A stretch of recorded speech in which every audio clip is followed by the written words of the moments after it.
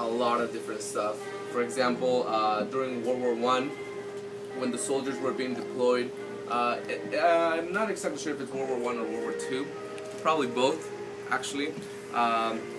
When the soldiers were being deployed from the Alameda Naval Base, on their way over there, they would stop at this bar before getting on the ferry that would take them across, and they started this tradition of writing their name behind a dollar bill or any sort of bill and pinning it behind the bar, so that when they returned from war, they had a drink waiting for them. Even if they didn't have any money, they had a bill, money pinned behind the bar so that they can collect the drink.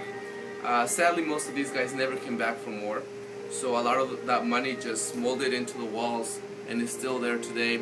For example, these bills in particular date back to, the date is 1925, 1935, so really, really old money.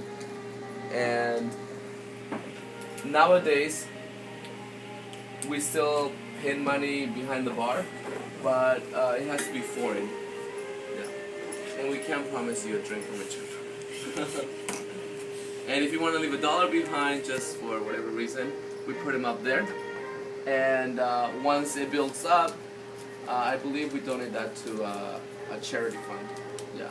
But it takes a while for it to build, and it's not that much, but we don't want to expand the money all over the place.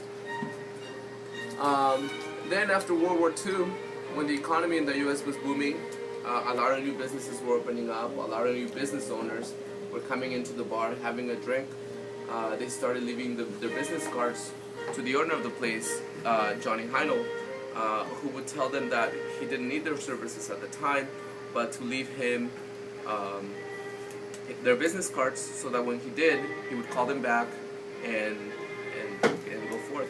So that's what you see on the ceiling. Those are business cards that were left by business owners since the late 1940s. A lot of those cards date back to the late 1940s, early 1950s. And the reason why they're black or smoked like that is because of these gas lamps. Until the 70s, these lamps used kerosene, and so the kerosene would collect on the ceiling and just spread, and that's what caused all of the oily, char-looking parts up there. You can see that the darkest spots on the ceiling concentrate around these lamps because it's mainly because of these lamps that the ceiling is like that. Also, people were allowed to smoke in here until 1992, and the gas stove that you see back there kept the place warm until the stove that you see back there kept the place warm until 1989. After the Loma Prieta earthquake, the fire marshal decided that it was a fire hazard, so we had to stop using it. So a lot of things that got the ceiling to look like that. And as you can imagine, this place has gone through so many different bartenders. You know, it's been here for 130 years, so there's been all different types. And in the 60s in particular, 60s and 70s, there were these two guys. They were under Margaret Heinhold, who was the last Heinhold's owner.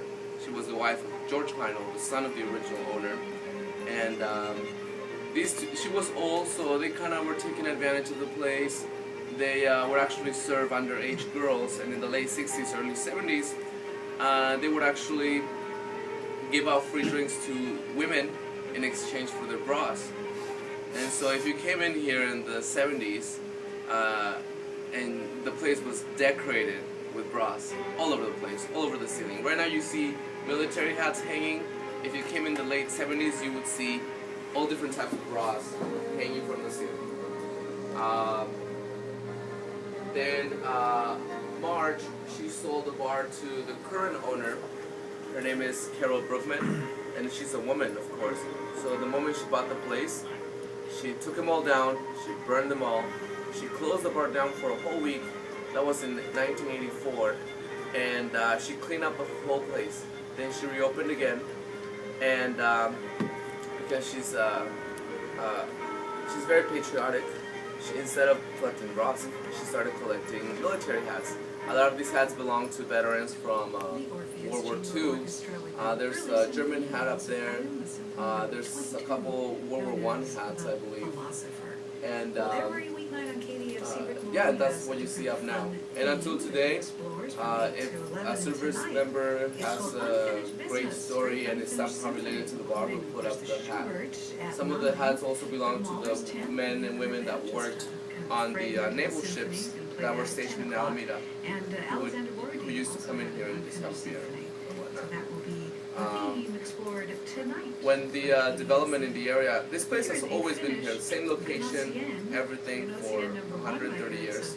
So when the developers of the Jack London Square wanted to develop the area, in the plans came out in the early 90s to develop the area.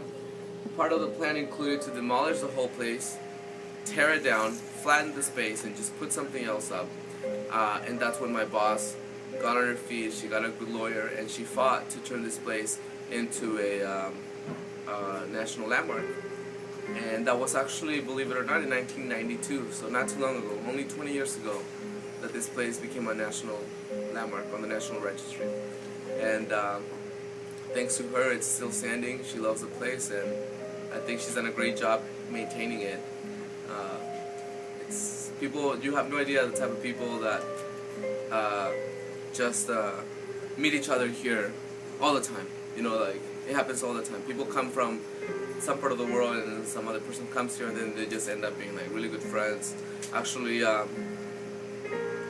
few months ago, this woman came in, and then she ran into somebody that she met at some tour that she took in Africa. Oh. Yeah, and she was like, "You're the guy that was on my tour," and it just hit it off, and it was just, and this happens all the time. It's really weird. There's a lot of good energy at this bar, if I may say so, that I see things like this happening all the time. It's really cool. How long have you been bartending here? I've been here since a year and a half ago. Yeah. So right out of school you came here? After school I went abroad again. Then I came back, and I started in December of 2010. So almost 2 years ago, at the end of this year. Yeah.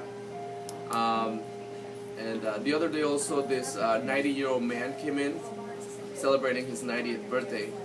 And he came with his son to have a beer. He couldn't drink anymore for health issues, but his son had a beer. And he was telling me that when he was 17, he came here, his older brother brought him here to have his very first beer when he was 17. And if you do all the math, that was 1939. Wow. He came in here to have his first beer. And you know, it was very emotional, but I mean, it was great to see things like this. And people are coming in all the time from the 60s and 70s still that, you know, remember this place. There's actually a good number of Cal graduates that have worked through here, or Cal Bears, Cal alumni that have gone through here. And they still come in and have a beer occasionally. It's definitely a neat place. Yeah. What's your name? My name is Walfred. Walfred Cruz. Cruz. Cruz, yes. How do you spell that? W-A-L-F-R-E-D. Cruz, C-R-U-Z. And how old are you, Walfred? I am 23. 23. Yes. Soon to be 24.